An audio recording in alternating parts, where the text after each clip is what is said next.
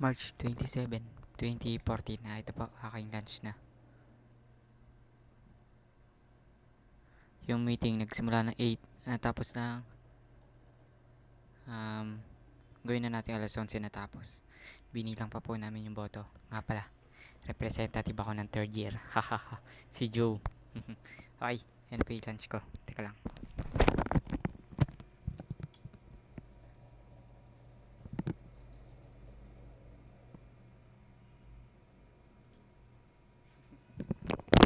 Okay, pakita ko na yung lunch ko.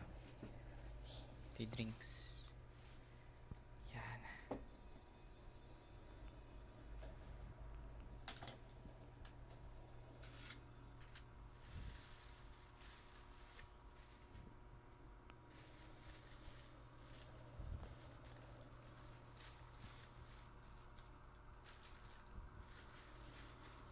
Ngayon lang po yan kasi talagang gutom na po ako at saka rush na.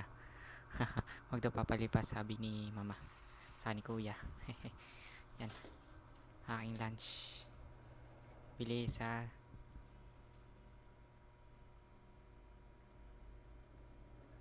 Ay, kain na na.